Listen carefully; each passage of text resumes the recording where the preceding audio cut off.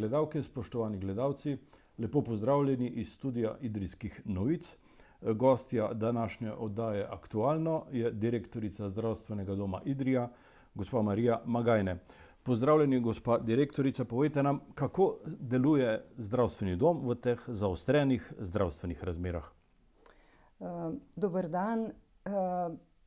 Zdravstveni dom Idrija je že od vsega začetka, ko se je predvidevalo, da se bodo obolenja COVID-19 pojavljala tudi na tem območju, smo se postopoma pripravljali na to spremenjeno organizacijo in pred dobrimi 14 dnevi, ko smo videli, da število obolelih v Sloveniji narašča, smo uvedli organizacijo, za katero smo načrtovali, da predvidevamo, da nam bo uspelo čim dalj časa zdržati v tem sistemu.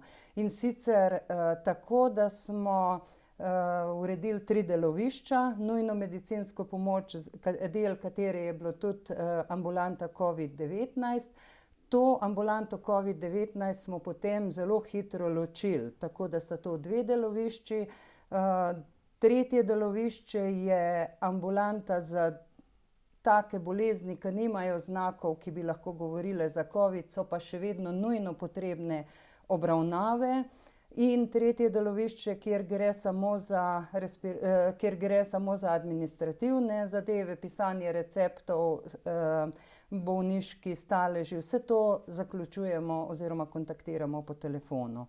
Zdravstveni dom ste praktično zaprli in celovito reorganizirali poslovanje. Ja, to se mi zdi zelo pomembno. Od vsega začetka nove organizacije smo pravzaprav zdravstveni dom popolnoma zaprli. Zaprli, da posameznik ne more vstopiti noter, ne da bi bil prej povprašan, zaradi česa je prišel. Pravzaprav pridejo vsi že naročeni. Se pravi, pa tudi če ne bi bili, da slučajno pridejo, se jih preveri temperatura, se preveri, zaradi česa so prišli, in se zdravnike v ambulanti vnaprej obvesti, kdo prihaja in zakaj prihaja. To je izjemno pomembno, da nekako smo še dodatno zavarovali tako osebje, kot tudi druge bolnike ali pa obiskovalce zdravstvenega doma, da ni možno obiskovalce, no zdaj jih ni, ampak recimo druge bolnike, da ni možno prenosa tudi med pacienti med sabo. Kako pa je z zobozdravstvom? Zobozdravstvo je po odredbi ministra za zdravje, so bile vse ambulante pravzaprav ukinjene. V zdravstvenem domu Idrija delujeta 2, da tako rečem, spet razvrščevalni, triažni ambulanti. Če bolnik pokliče, na primer ga boli zob, pove, in potem zobozdravnica, ki je v službi, presodi, ali lahko pomaga kaj na daljavo, na primer napiše recept, če gre za vnetje, ali pa takega bolnika napoti na to nujno ambulanto, ki pa deluje nam najbližje, ali v Novi Gorici ali pa v Ljubljani. Zdravstveni dom v običajnih razmerah zagotavlja 24-urno delovanje ekip nujne medicinske pomoči. Je na tem področju kaj novosti? Nujna medicinska pomoč seveda deluje normalno, ves čas od začetka. Tudi nujna medicinska pomoč je ena od tistih, ki mora biti ravno tako zaščitena, ker nikoli ne vejo, ko grejo v intervencijo, mogoče je pa kakšen od teh tudi potencialno okužen z virusom. Zdravstveno postajo v Cerknem pa ste zaprli in ob tem je bilo kar nekaj negodovanja. Takrat, ko smo spremenili organizacijo, smo pripravili pač novo organizacijo in smo vse zaposlene razporedili v ta nov sistem delovanja. 2 razloga sta bila za zaprtje. Prvi je bil, da če bi ostajala, mi ne bi mogli verjetno zagotoviti tako visokega standarda varnosti, tako za zaposlene, pa ravno tako za paciente. In drug razlog je pa bil, da na enem mestu vse zdravstvene delavce lažje razporejamo na ta 3 oziroma 4 delovišča, ki sem jih prej omenila. Kako pa je z zaposlenimi? Imate dovolj medicinskega kadra?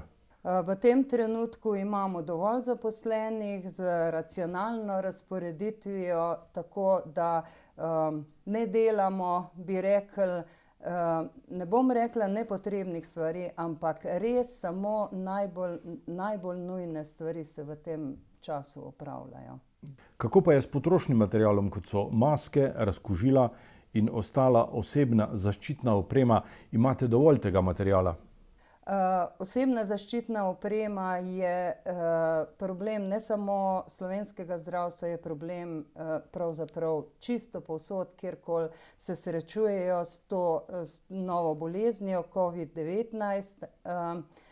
Mi smo že prej na zalogo nekaj materiala nabavili, imeli nekaj materiala, ampak bi rekla, za tako v tem času dokaj normalne razmere nekako shajamo. Vendar, če ne bi sproti dopolnjevali te opreme in tudi tako, kot ste rekli, dobili smo najbolj potrebne FFP3 maske, tiste, ki jih res potrebujemo samo za nujno medicinsko pomoč ali pa v COVID ambulanti, kjer se odvzemajo brise, so pa nujno potrebni za zaščito zdravstvenih delavcev. Če tega ne bi dobili, potem bi verjetno zelo, zelo težko zagotavljali tudi te odvzeme brisov tukaj v Idriji, kar se nam zdi pa izjemno pomembno, predvsem iz 3 razlogov. Prvi je ta, da je iz Idrije daleč kamorkoli. Se pravi, ali bi morali hoditi na odvzeme brisov v Gorico, tudi Tolmin ali v Postojno, je daleč. Za bolnike ali pa druge, pri katerih je indiciran odvzem brisa, je seveda vsaka oddaljenost pomeni problem. Zelo pomembno je pa tudi zato, ker tukaj imamo 3 lokacije domov starejših občanov in psihiatrično bolnico.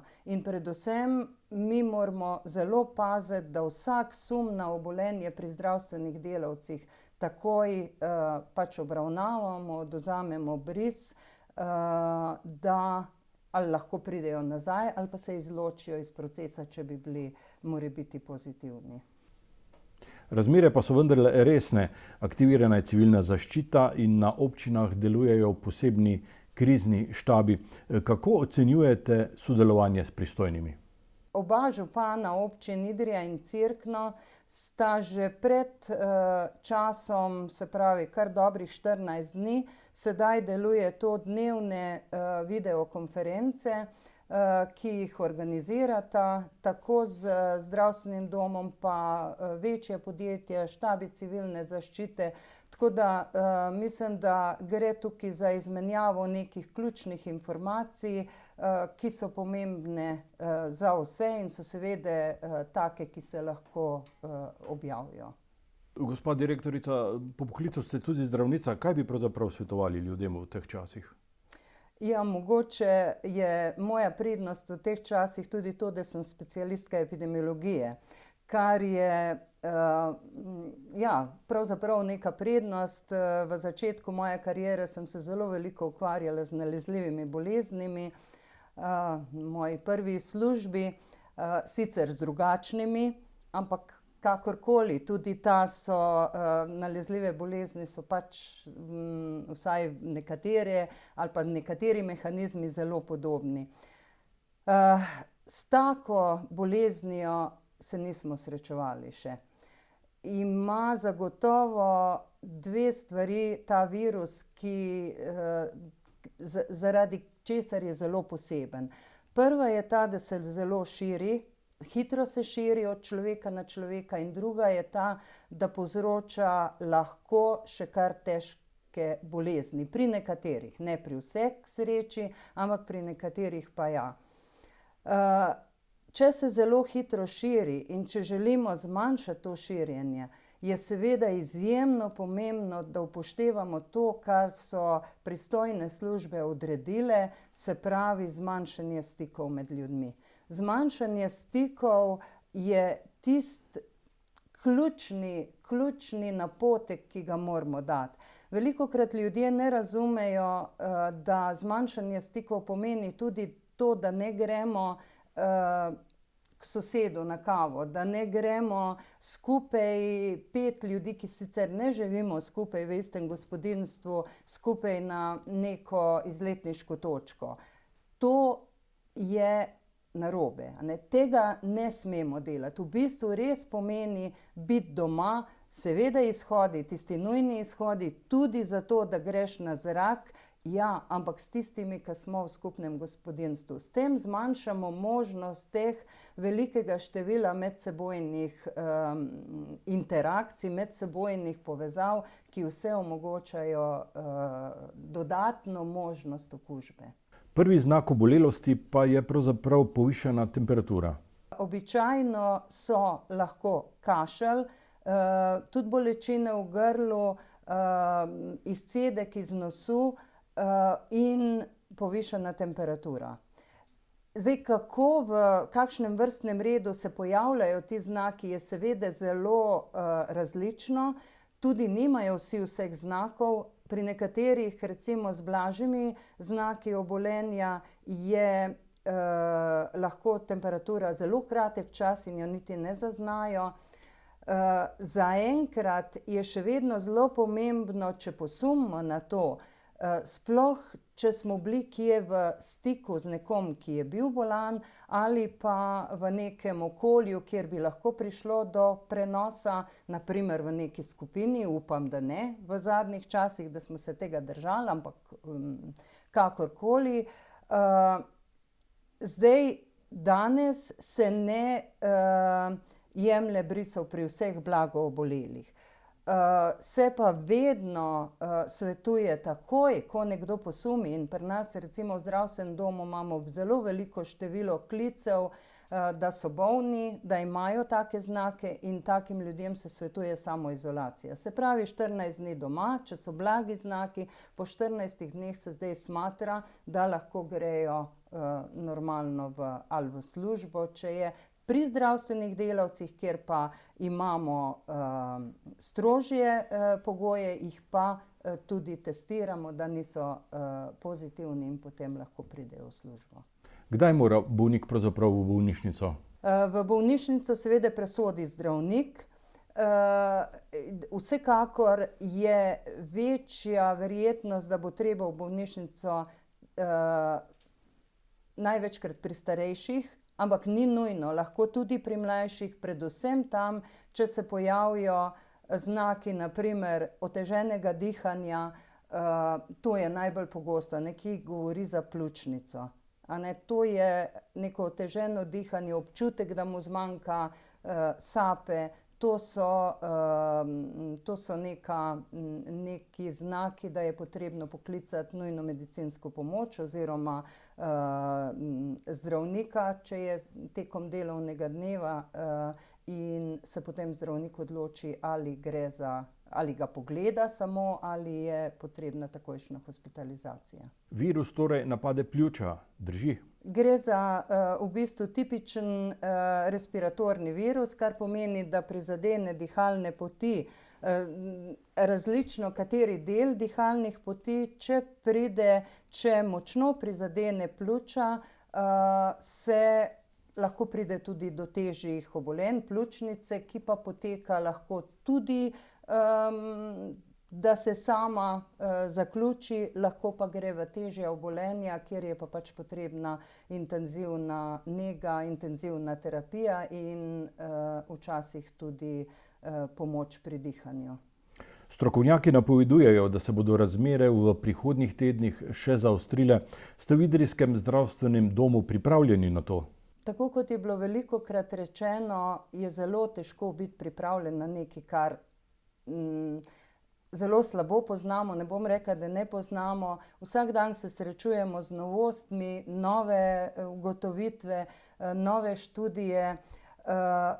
Glede na vsa zadnja dognanja se poskušamo prilagajati in pač biti pripravljen predvsem na ta način, da zagotovimo tisto nujno potrebno zdravljenje za vse, ne samo za tiste, ki imajo bolezen COVID-19, ampak tudi za vsa ostala obolenja, tudi ravno zaradi tega ta organizacija, da imajo ljudje na našem območju, da dobijo dostop do receptov, zdravil in pač tega.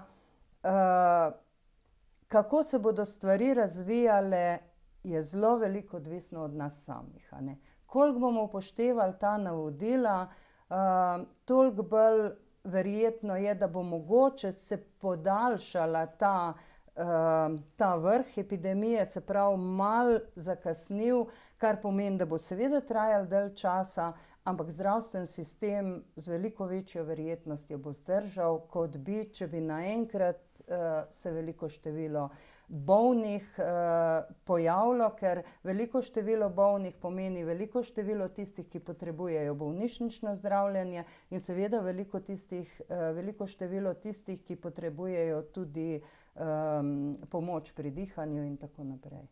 Navodilo držati se doma, ne v družbo, torej drži. Absolutno, to je najbolj pomembno navodilo v tem času. Tisto, kar pa moramo opraviti,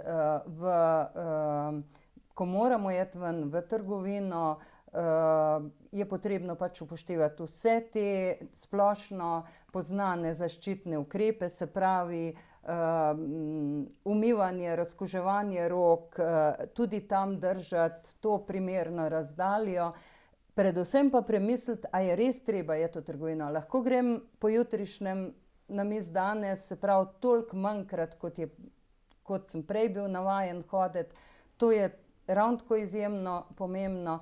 Če potrebujemo pomoč, zdravniško pomoč ali pomoč zdravstvenega osebja, pokličimo številke, ki so napisane na naši spletni strani ali pa splošno številko Zdravstvenega doma Idrija, odgovorimo, usmerimo naprej in mi se trudimo, da bomo s tem poskrbeli za prebivalce na tem območju. Gospa Marija Magajne, hvala za ta pogovor in za pojasnila. Vam, spoštovane gledalke in gledalci, pa hvala za pozornost.